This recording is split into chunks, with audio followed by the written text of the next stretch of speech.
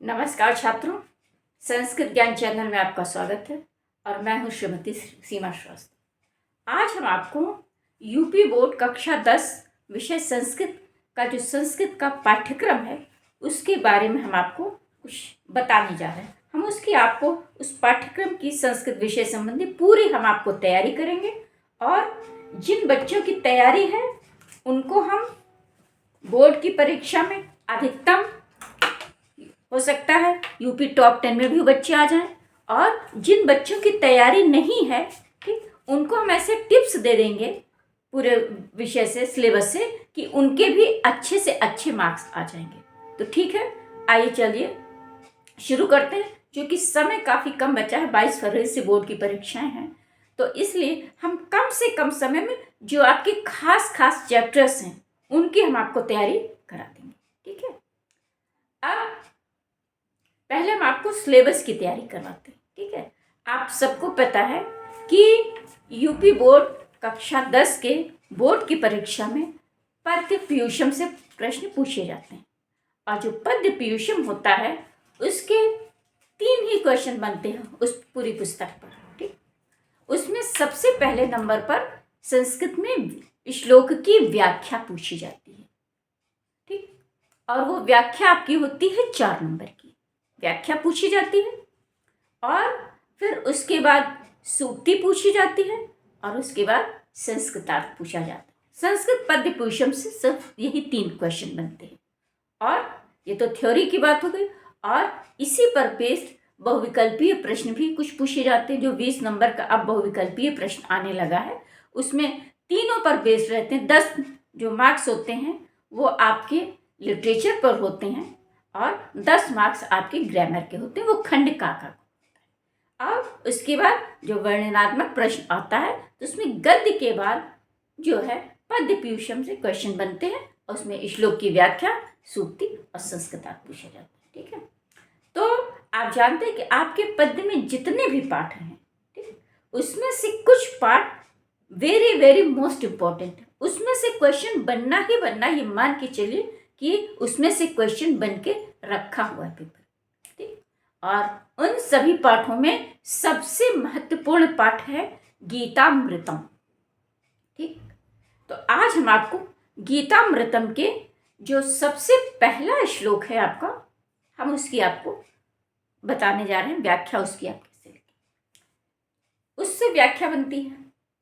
अब जो व्याख्या होती है, ठीक, उसमें आपको क्या करना है, कैसे लिखना है। ठीक है, अब पहले हम आपको इसकी व्याख्या समझा देते हैं, फिर आपको लिखने का तरीका बताएंगे, व्याख्या कैसे लिखी जाती। पहले हम आपको श्लोक की व्याख्या आपको समझा देते हैं ब्लैक बोर्ड पर।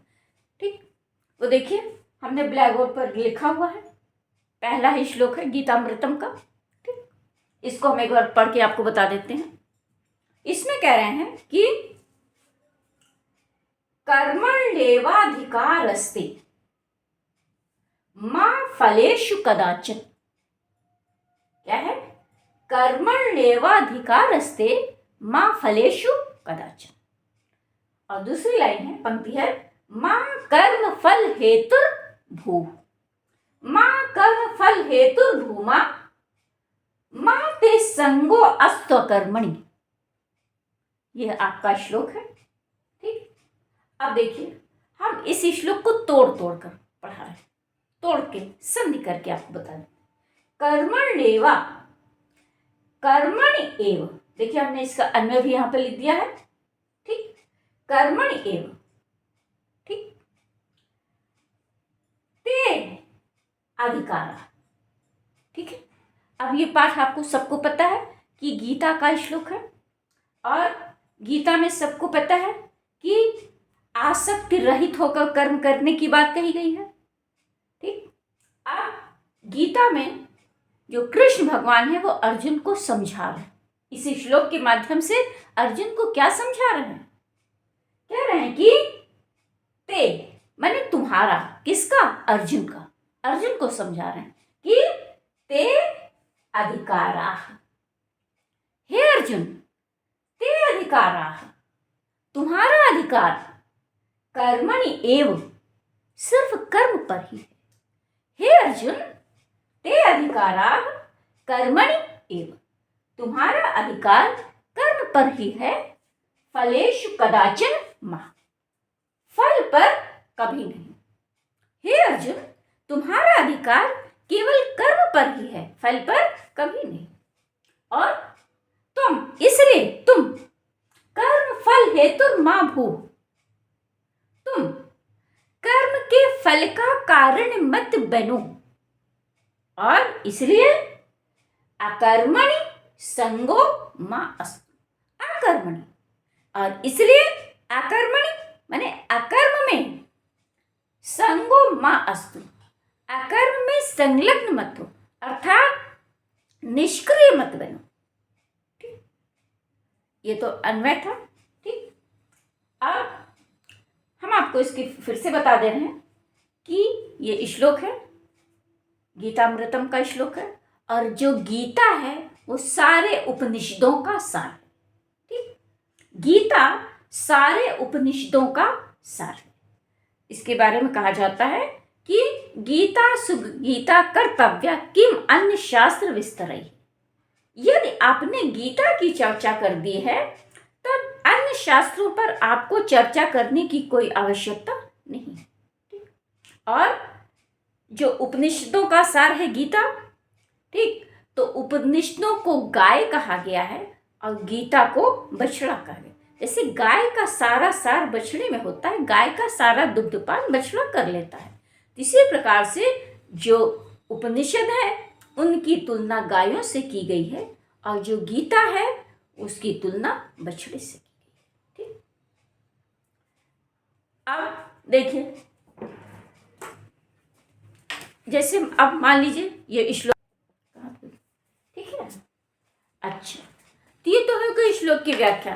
कृष्ण भगवान अर्जुन को समझा रहे हैं कि हे अर्जुन, तुम अधिकार, जो तुम्हारा अधिकार है वो केवल कर्म करने पर ही है, फल पर कभी नहीं। आप सबको पता है कि हम मनुष्य केवल कर्म कर सकते हैं, कर्म के फल पर हमारा आपका कोई अधिकार नहीं है। कर्म फल ईश्वर के अधीन होता है, हमारा काम सिर्फ कर्म करना है, हम कर्म को अच्छे से संपादित करें। तो यही बात कृष्ण भगवान अर्जुन को भी समझा रहे हैं। किस स्थिति में समझा रहे हैं, कब समझा रहे हैं? जब अर्जुन युद्ध में अस्त्र नहीं उठा रहे थे, वो सोच रहे थे कि अस्त्र उठाएंगे तो उसमें जो है उसमें हमारे हाथों वध होगा, और जो सामने कौरव पक्ष में बैठे हैं सब हमारे गुरुजन हैं, बड़े हैं, वो अभिभावक हैं हमारे। ठीक, तो इसलिए वो अस्त्र नहीं उठाए। तो अस्त्र उठाने के लिए कृष्ण भगवान अर्जुन को प्रेरित कर रहे हैं कि तुम अस्त्र उठाओ, अर्थात तुम अपना कर्म करो, तुम्हारा अधिकार केवल कर्म पर ही है, फल पर नहीं। आप सिर्फ कर्म करिए और फल ईश्वर के अधीन है, और कर्म का जो परिणाम निकलेगा उसके लिए कोई आपको दोषी नहीं ठहराएगा। क्यों? क्योंकि फल पर हमारा आपका कोई अधिकार ही नहीं, फल की कहीं कोई बात ही नहीं आती। ठीक, तो वही कह रहे हैं कि तुम्हारा अधिकार केवल कर्म पर है, फल पर कभी नहीं। तुम कर्म के फल का कारण मत बनो, और इसलिए अकर्म मत करो, अकर्म में संलग्न मत हो। ठीक, ये इस श्लोक का अर्थ है, व्याख्या है। अब व्याख्या लिखनी कैसे है ये आप देख लीजिए। और तो जैसे मान लीजिए आपको श्लोक लिखना है, श्लोक है तो 4 नंबर का, लेकिन ये लिटरेचर है, साहित्य है, तो 4 नंबर ऐसे तो मिलते नहीं है, उसके लिए भी बहुत मेहनत करनी पड़ती है। ठीक, तो अब जो हम स्टेप आपको बता रहे हैं उसी हिसाब से अगर आपने व्याख्या लिखी यूपी बोर्ड के एग्जाम में, तो यकीन मानिए कि आपको अधिकतम 95-98 नंबर पाने से कोई रोक नहीं सकता, और हो सकता है ईश्वर चाहेगा तो आप यूपी टॉप 10 में भी आ सकते हैं। आपको अगर लिखने का मैनर अच्छा है, आपका ज्ञान अच्छा है, पकड़ अच्छी है विषय पर, लिखने का मैनर, दोनों चीज़ अगर आपके पास है तो आपको कोई इससे रोक नहीं सकता। ठीक है, तो अब जैसे आपको व्याख्या लिखनी है तो सबसे पहले जैसे 2 व्याख्या ऑप्शन में दी है, तो सबसे पहले आप डाल दीजिए प्रश्नोत्तर संख्या। ठीक, और उसके बाद श्लोक की व्याख्या डाल दीजिए नीचे, और उसके बाद सबसे पहला आप जो हेडिंग साइड में जो पढ़ेगी वो होगी संकेत की, कि जैसे दो ऑप्शन दिया है तो समझ जाए एग्जामिनर कि दो श्लोकों में से बच्चा किस श्लोक का अर्थ लिखने जा रहा है। ठीक है, तो आपको जो भी श्लोक लिखना है, मान लीजिए जैसे आपको इसी की व्याख्या लिखनी, आप इसका जो पहला शब्द है यहाँ पे डाल दीजिए संकेत, और उसके बाद ठीक संकेत डालकर आप क्या करिए कि जो पहला शब्द है इसको लिख दीजिए, यहाँ पर पहला शब्द उतार दीजिए, इसका डैश डैश डैश करके जो अंतिम शब्द होता है उसको लिख दीजिए। तो एग्जामिनर समझ जाएगा कि जो बच्चा इस श्लोक की व्याख्या लिखने जा रहा है। तो पहले नंबर पर आप डालिए संकेत। ठीक, फिर उसके बाद दूसरे नंबर पर आपको स्टेप डालना है संदर्भ। दूसरा स्टेप होगा आपका संदर्भ का। प्रस्तुत श्लोक हमारी पाठ्यपुस्तक पद्यपीयूषम, संस्कृत पद्यपीयूषम के गीतामृतम नामक पाठ से अवतरित है, उद्धृत है, संग्रहित है, लिया गया है, कुछ भी लिखिए, चारों में से कोई भी एक। ठीक है, और इसके बाद जो पुस्तक का नाम है और जो पाठ का नाम है वो डबल इन्वर्टेड कॉमा में रखिएगा। ठीक, और उसके बाद संदर्भ हो गया। फिर उसके बाद आप प्रसंग लिखिए। ठीक, कि प्रस्तुत श्लोक में श्री कृष्ण भगवान ने अर्जुन को कर्म करने के लिए प्रेरित किया। इस श्लोक के माध्यम से श्री कृष्ण भगवान ने अर्जुन को कर्म करने के लिए प्रेरित किया है। ठीक, और प्रसंग हो गया। फिर उसके बाद आप अन्वय डाल दीजिए। अन्वय का मतलब होता है ठीक कि श्लोक के जो पद हैं उनको अर्थ के अनुसार लगाएं, जिसको आप इंग्लिश में रीअरेंज द सेंटेंस कहते हैं, रीअरेंज द वर्ड्स। ठीक है, तो उसी को संस्कृत में अन्वय के नाम से भी जानते हैं, कि श्लोक के जो पद होते हैं वो आगे पीछे होते हैं श्लोक में। क्यों? क्योंकि उनके पास तमाम बाध्यताएं होती हैं श्लोककार के पास, उनको पाद पूर्ति करनी पड़ती है, तो इसलिए वो पदों को आगे पीछे कर देते हैं। और उसको हम जब लिखने जाते हैं तो पहले हम उसका अन्वय करते हैं। तो अन्वय जैसे निकल रहा है, शब्द के अर्थ के अनुसार श्लोक के पदों को हम उसी क्रम में लगा देते हैं। तो आप उसका अन्वय लिख दीजिए, और अन्वय लिखने के बाद शाब्दिक अर्थ लिखिए। श्लोक का जो शब्दतः जो अर्थ निकल रहा है, पहले व्याख्या नहीं लिखेंगे, पहले शब्दतः श्लोक का जो शाब्दिक अर्थ है, शब्दतः उसका जो भी अर्थ निकल रहा है उसको आप लिख लीजिए। फिर तब उसके बाद आप व्याख्या पर आइए, और व्याख्या में आप पूरी तरीके से आप स्वतंत्र हैं। व्याख्या का मतलब ही आप उसकी व्याख्या अपने हिसाब से करिए। ठीक, तो अब आप उसके बाद इस श्लोक की पूरी आप व्याख्या लिख दीजिए। ठीक, और जब आप व्याख्या लिख दीजिए और तब उसके बाद आप उसमें विशेष लिख दीजिए, व्याख्या लिख दीजिए और उसके बाद विशेष का मतलब होता है श्लोक से संबंधित जो भी बातें आपको पता है, ठीक, उसको आप लिखते हैं। इसमें विशेष में लिखते हैं। आपको इस श्लोक की कोई ग्रामर पोर्शन आपको पता है, किस श्लोक के इस पद में ये संधि है, ये समास है, प्रत्यय है, ये अव्यय है, उपसर्ग है, इसकी इटिमोलॉजी ये है, इस शब्द की व्युत्पत्ति, ये शब्द कैसे बना, इसमें क्या क्या ग्रामर पोर्शन आपको पता है, तो आप व्याकरणात्मक टिप्पणी डाल के लिख सकते हैं। ठीक, विशेष में कोई ऐसा श्लोक है, आपको उसका रस पता है, छंद पता है, अलंकार पता है, कोई भी, ठीक, उसकी भाषा पता है, उसका गुण पता है, आप लिख सकते हैं। तो आपको उस श्लोक से संबंधित जो भी एक्स्ट्रा चीज़ें आपको पता है, बातें पता है, उसको आप लिखकर आप व्याख्या खत्म कर सकते हैं। ठीक है, तो ये तो थी आज के श्लोक की हमारी व्याख्या। ठीक है, फिर से देख लीजिए। ठीक, कृष्ण भगवान अर्जुन को समझाते हुए कह रहे हैं कि हे अर्जुन, तुम्हारा अधिकार केवल कर्म पर है, फल पर कभी नहीं। तुम कर्म के फल का कारण मत बनो और अकर्म में संलग्न मत हो। ठीक है, ये चीज से अन्वय है। और अन्वय हमने आपको पहले भी बता दिया कि श्लोक के पदों को हम अर्थ के अनुसार लगाते हैं, और उसको अर्थ को पूरा करने के लिए जो शब्द हम अपने पास से जोड़ते हैं, ठीक है, हम ब्रैकेट में कर देते हैं। देखिए जैसे हमने यहाँ पर एक चीज यहाँ पे लिख दिया, ते अधिकारा कर्मणि एव, ठीक, ते अधिकारा कर्मणि एव, तुम्हारा अधिकार कर्म पर ही है, फलेषु कदाचित् मा, फल पर कभी नहीं। तो ये सारे शब्द तो पद हमारे चूंकि श्लोक में ही थे तो हमने इनको जो का त्यों लिख दिया इसमें से निकाल के।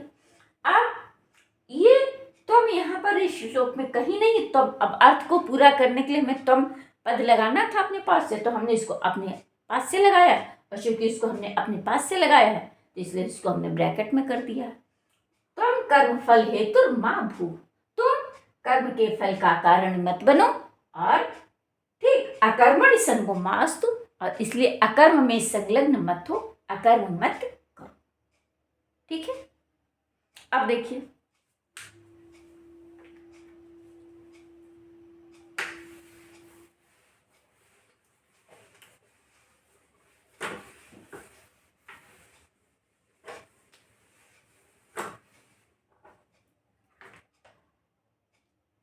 अब देखिए इसके बाद जो दूसरा श्लोक है, ठीक, उसमें है, आप देखते होंगे, वो समत्वम योगम उच्यते, आपके पास पुस्तक सामने होगी तो आप देखते हैं इसके ठीक बाद जो श्लोक है, ठीक, उसमें जो सबसे अंतिम पद है वो है समत्वम योगम उच्यते।